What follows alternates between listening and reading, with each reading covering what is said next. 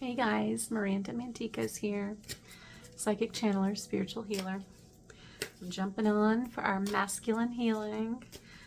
I made a commitment to do this every few days as I'm able. Well, one just fell out. Here we go. All right. Oh, this has come up before. This keeps coming up. Okay. All right, Spirit, we hear you. Hercules. Okay. Let's go. Let's do it. Oh, so funny. I love it when they just throw one out the deck. That's awesome.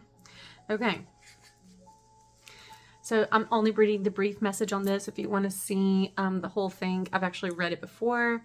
And the masculine healing, this is the third time the Hercules card has come up. And since I started this, since I started this deck, which is what it looks like, guys. For anybody who wants to order it, you can find it online. And it's beautiful. It's wonderful. So the message is simple. You are strong, but not always by choice, but because you had to be. You're moving toward a horizon where you will be safe, held, and nurtured. And so, the simple message of this card is that, as a masculine, whether you are an actual man in this life, or if we're talking about your inner spiritual masculine energy, that pushing, that constant fighting and pushing through things, right?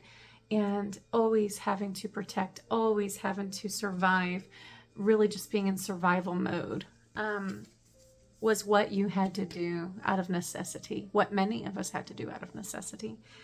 And when you pull this card, it's because easier times are coming. When your inner masculine can heal and rest a little bit and find himself again. And one of the ways, here comes a card, one of the ways you do this is allowing that feminine side to yourself to rise and let her create and let her soften and let her nurture you, okay? So take care of yourself.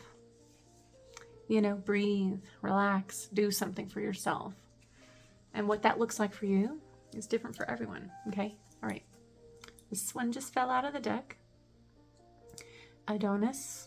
I'm going to actually read it because it's the first time I'm pulling it. So here we go, guys. I'm just going to read this.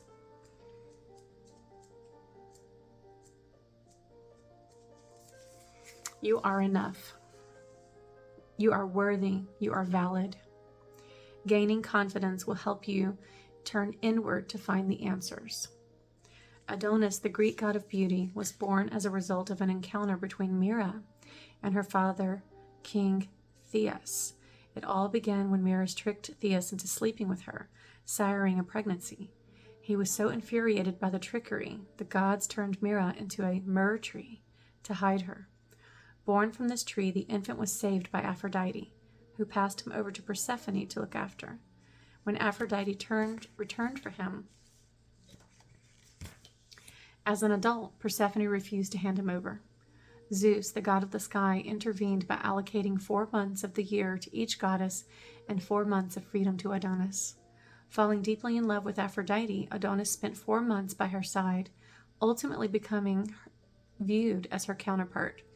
With a reputation amongst the other gods as holding astonishing beauty, Adonis is associated with rebirth, youth, attraction, and fertility.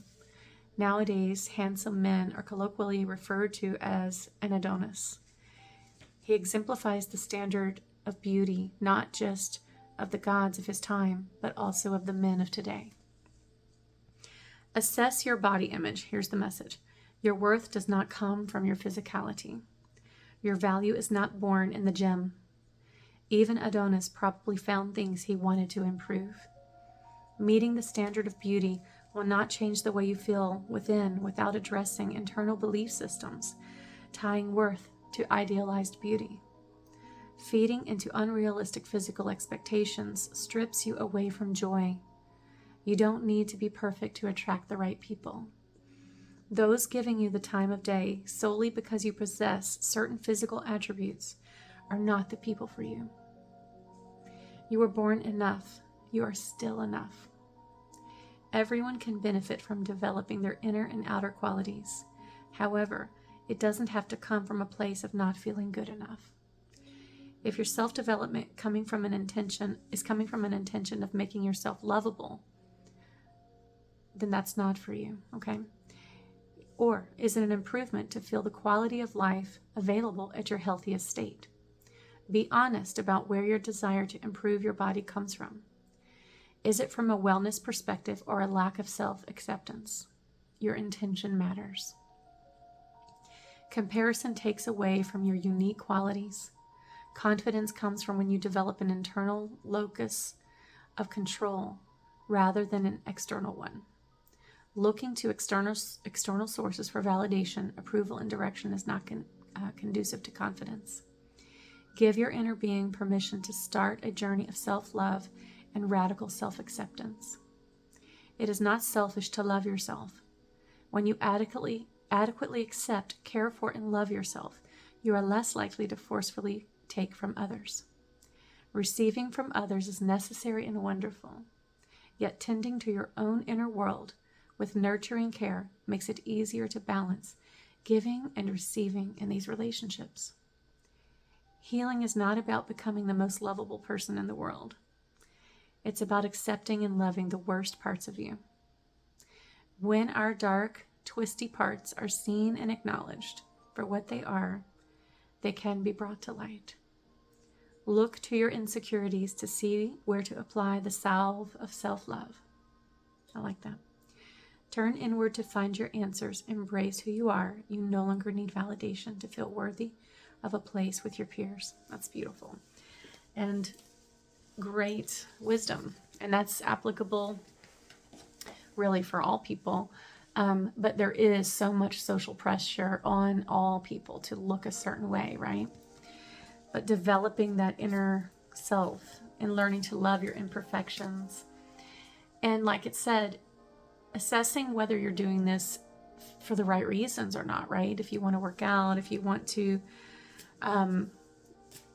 tune your body a little bit, right? Work on it a little bit. What are your motives? Because it needs to be self-love. It needs to be because you deserve self-care. You deserve to be physically healthy. You deserve to have movement through the body, okay? But not because of needing to be perceived as strong or as physically beautiful or attractive, or in any way external of you. Everything should be about what you're feeling on the inside and what you feel you need, okay? So that's beautiful. And it's also great to learn these stories. Some of them I already knew, but many of them I'm pulling and I don't remember them. So one more. Ooh, okay. Midas. Let's see what it's going to say. Popping out like I'm popping out from behind a tree. Here we go, guys. Let's go. Okay. Gently consider where you are choosing to prioritize your valuable time and energy. When pursuing a desire, the chase is often more about the experience or emotion than the actual attainment of the object itself. In Greek mythology, Midas, the king of Phrygia, you guys, I hope I'm saying it right, which is now Turkey, it says, central Turkey, is most remembered for the Midas touch, a phrase still used colloquially. The story goes that Dionysus granted Midas a wish after saving his mentor, Silenus. Midas, not known for his intellect, requested that everything he touched would turn to gold. He soon realized that his power was not limited to turning items to gold, only when desired, but absolutely anything he laid his hands on, including food. The last straw was when he accidentally turned his daughter, whom he adored, into a lifeless golden statue. Not wanting to live a life barren of the soft touch of another, he begged Dionysus to take his gift back. Here's the message.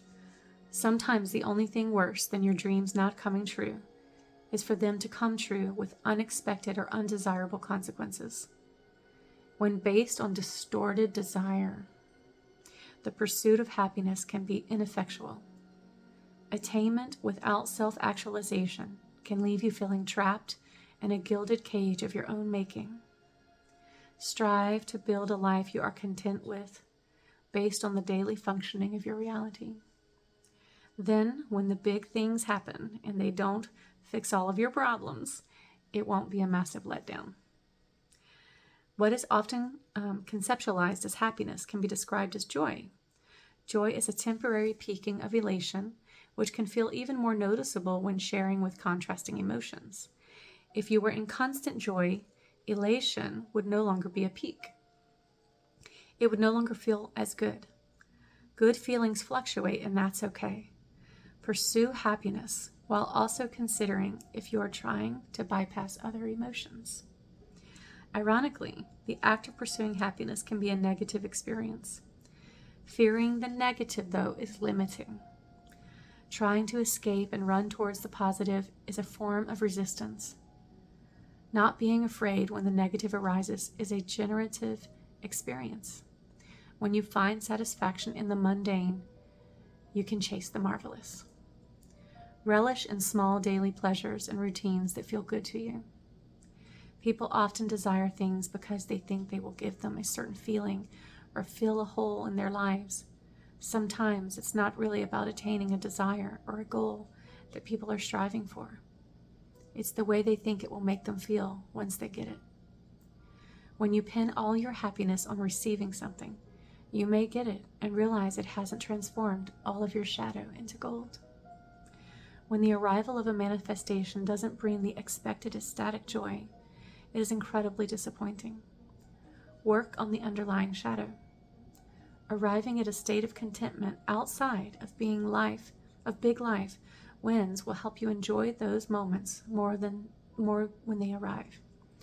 Instead of having them be the escape from difficult emotions, they can be a lovely addition to an inner world that has already received careful attention. Being content does not mean that you stop desiring change and no longer have goals to strive towards. Enjoy the process and don't connect your happiness to the outcome. The journey will feel so fruitful and rewarding that the outcome will be the cherry on top of an already awesome Sunday. That's really appropriate and timely. And actually kind of leads into a message I was going to make about spiritual healers, but I can tie it into this because it's very much connected to the masculine energy. I feel there's way too much pressure on not just men, but men and women to provide financially. And the real irony of the realm that we are in is that not only is there this pressure, but it's almost impossible to provide enough financially for what you actually need. There are many, many, many who are struggling with their finances, right? Now, I want to kind of dab into a little deeper topic on that. That's one issue, right? Like facing the fact that we need to look at a different system here. We need to let go of the financial system. It's a broken system. It does not provide for everyone's needs. And I sometimes find it like an energy siphon, right? Like when it comes to the basic necessities of life. Food and shelter should be obtainable and available to all without money. That's just my opinion, okay? And it is the opinion of the goddess. If you took that pressure off of people, okay, and allowed for whatever they produce to be something more, just a little surplus, right? Like they already had food and shelter no matter what, and healthcare, right? Then anything that they produced on top of that would be something they could just enjoy. But because this situation hasn't been experienced yet in humanity, there becomes this external social pressure for people to produce so much income, and especially men, okay? Still, there's a lot of pressure on men for them to produce a certain amount of income if they want to have a family, or even if they want to be respected, okay? So many external social pressures are put on people, and especially men, to provide this. But it's not just them, because I can tell you, even in my own story, from the feminine perspective, because I had to live in my overprotective masculine energy for so long, through my childhood and through the first marriage. You know, definitely I found myself in that place of needing to heal and to be okay with my value as a human being, with or without money.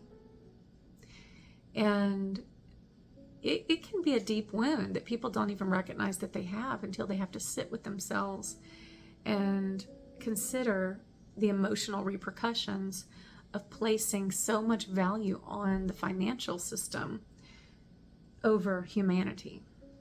And I think it has broken a lot of people, okay?